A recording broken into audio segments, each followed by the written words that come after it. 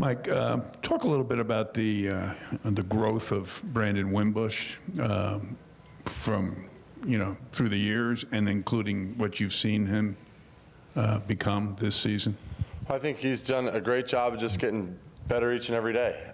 Brandon obviously isn't a complete football player yet, and none of us are, and we just have to keep, that's part of the great thing about this game of football, is that there's always something to work on, and he takes that with a lot of pride and with a lot of intent. And each and every day he's working to get better for our football team, and I think it showed on Saturdays. He's just gotten that much better each and every week, and our team is certainly benefiting from it. The intangibles, though, that he brings, as forget about the feet and the arm thing.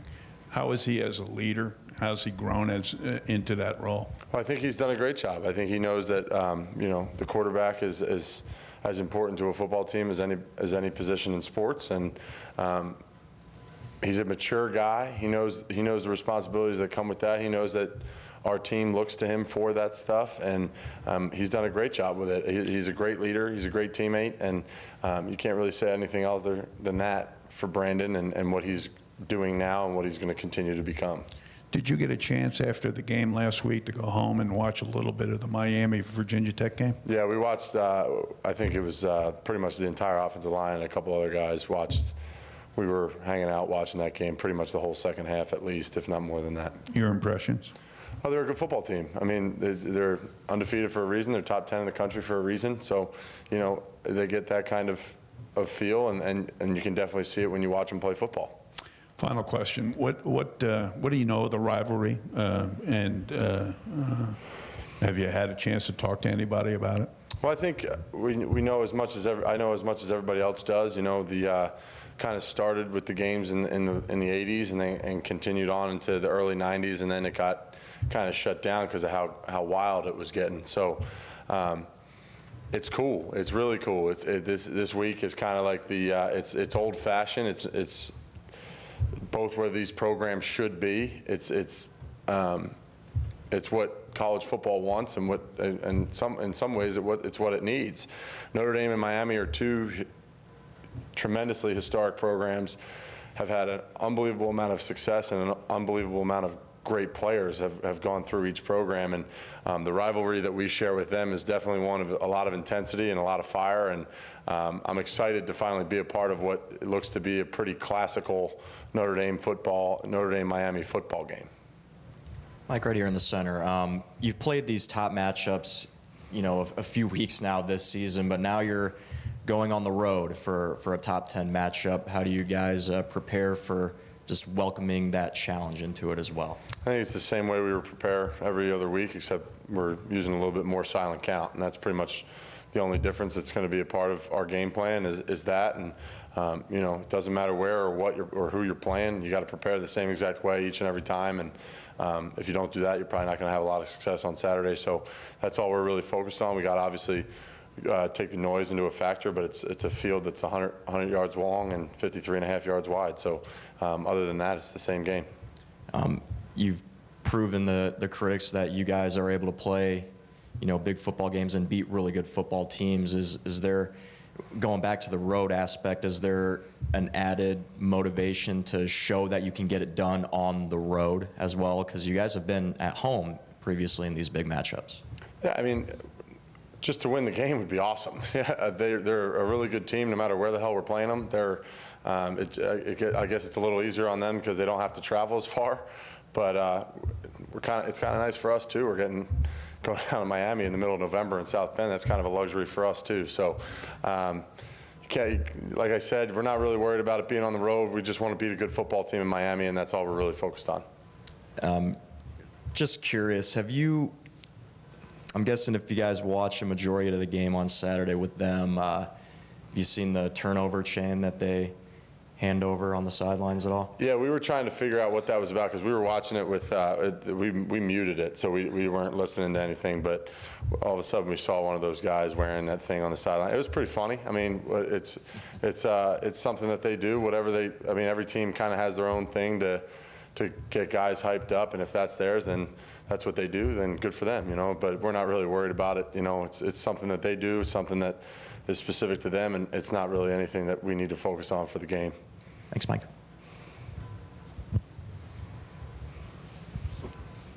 Mike, obviously Josh has, been a really solid player for you guys all year, but even when he more doesn't, than solid.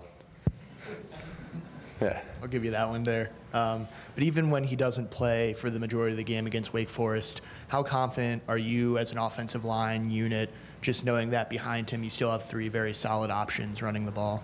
Well, it's awesome for us. I mean, no matter who's carrying the ball, our job's the same, and that's the cool thing about what we do up front is that we got so many playmakers all around us, whether it's Brandon, Josh, Tony, Dexter, or Dion, or the guys on the outside. It's just we've had so many guys that have stepped up in such big ways this season that it's been awesome for us, and it makes our job up front a lot of fun. And it's cool to see that it's kind of the thing that we've preached on ever since I got here was the next man in mentality, and that's something that the running back room has taken a lot of pride in, and they've done a great job. Obviously, Josh is their leader, and he's our guy, but it just shows that we have a lot of talent on this football team ready to step up whenever their name's called. Mike, obviously we've seen what Josh can do on the field. He's gotten all this Heisman hype. Over the last 2 weeks, we've learned more about him kind of off the field. He's in a poetry class, volunteers with the foster family. What have you learned about him, I guess, from playing with him over the years, and what just kind of can you tell us about him, just his personality, what kind of guy he is? I think he's one of the best guys on our team. I mean, he's just a good person. His mother raised him right, and I know his mother pretty well. Josh and I both come from, it's on the program that I'm from Philadelphia, but I'm really from Warrington, Pennsylvania, where Josh is from. We live about 1.5 miles away from each other, and driven back and forth to school a few times. But Josh is a great kid, and he deserves every ounce of attention that he's getting, even though he probably doesn't want it. Which is probably another great aspect about Josh. And, he's just a guy that comes to work for our football team each and every day, does the work as hard as he can without saying a word about it to anybody. And he knows he's the best, and we think he's the best in the country, and that doesn't change his approach to the game. And I think that speaks a lot to his character. He's just a great leader, and you can't really say enough good things about who Josh Adams the person is, because he's just out of this world. What was, I guess, when you've had those long drives, anything you learn about? I'm sure you guys he's a little different of a personality than I am, so he doesn't have as many words that come out of his mouth, but he just learns certain things about his life, his family, just connecting on guys just the way you would with a normal friend, and he's just like I said, you just can't say enough good things about him. How long are those drives? About 11 hours from Philly to South Bend. 9.5 if you can limit your bladder. And who normally drives? I did the whole way that time. Yeah. Do you do that a lot together? No, just since I got in a car out here, because I didn't get a car until my senior year. So if we ever had a quick break to shoot home, that would happen every now and again. Did you just meet each other when you first got to Notre Dame, or did you? Yeah, it was kind of a funny story. So Coach Heastand actually has our area to recruit on top of obviously the offensive line, because he's from our area. And I remember I think it was my sophomore year, because he's 2 years younger than me. So my sophomore year, Coach Heastand asked me, "Hey, do you know this kid named Josh Adams? He's from Central Bucks South High School."